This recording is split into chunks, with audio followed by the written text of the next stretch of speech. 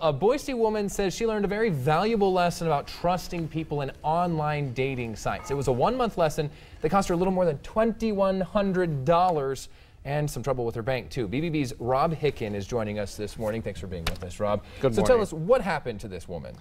It's an interesting story. It's one of those confidence scams that come along. This lady from Boise wanted to find out and talk to somebody in the military. She wanted to make friends, right?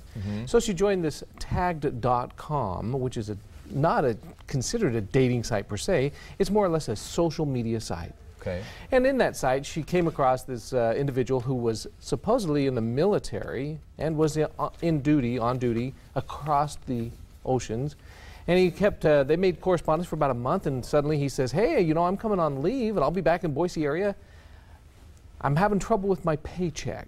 Can you send me $100 just to tie me over through my paycheck? Wow. So she sent him $100. She did? Yes. She sent him the money. And how long had they been communicating online? About a month, she said. Okay. About a month. And it was nothing, you know, dating or anything else. It was just to be a good, friendly chat, she says. And then 2 weeks out, he says, I'll be home shortly. I still can't get there with my paycheck's not going to be here in time. Can I send you a check and you deposit the check and send me the money, and then I'll just take the cash from the Western Union and use it on my way home. So it wasn't just that one-time thing of the $100. Came back asking for more, and already, you know, it has a lot of signs in it, a lot of red flags that people might pick up on. So why would someone send money in a situation like that? You think it sounds obvious, but then maybe, you know, maybe if you get put in that situation yourself, you want to be able to. How do people get trapped into that? It's a most difficult situation in the fact that you're extending yourself, putting yourself out there for somebody else to look at you, talk to you, visit with you, and then you're reciprocating. So there's that friendship thing building. You're feeling like, oh, he's going to be back in town. I'll be able to get my money right back from him when he gets here in town. He never showed up on Sunday. The bank called on Tuesday and said, you know that check you deposited?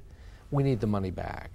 Oh, so it gets even worse. Yeah. Not just the money that she sent him, but the check wasn't good from him then. That's correct. And that's the most difficult part of it, is that suddenly now she's faced with $2,000 overdraft, any overdraft checks or bills that she paid otherwise, and then, you know, the shame or the embarrassment that, oh, I just got taken by this con artist. And it's a person that you think you know because you've been online chatting with them for however long. So when people do get on these, be they dating sites or social media networks, what kind of things should they be looking for that might maybe raise some concerns? Biggest red flag that follows up is, I can't meet with you right now, or, hey, I'm not going to be able to get here, hey, I'm overseas. Something always comes up. Yeah, and somewhere in the line there, they just can't get to meet face-to-face, things like that. The other one is shared exact interests. Apparently, she had made some statements about certain items, and he had the exact same interests. I like to go hunting. Oh, I like to go hunting. Just playing off of everything that she said. Exactly. Okay. I like red cars. I like red cars. I like to go to the ocean. I like to go, you know, exact sameness. And then the last part of it is the sudden emergency. My check, I can't get my check cashed in time to come home. That should have been a red flag. You know, a lot of times we heard of it as a family, a medical emergency that they have to have done.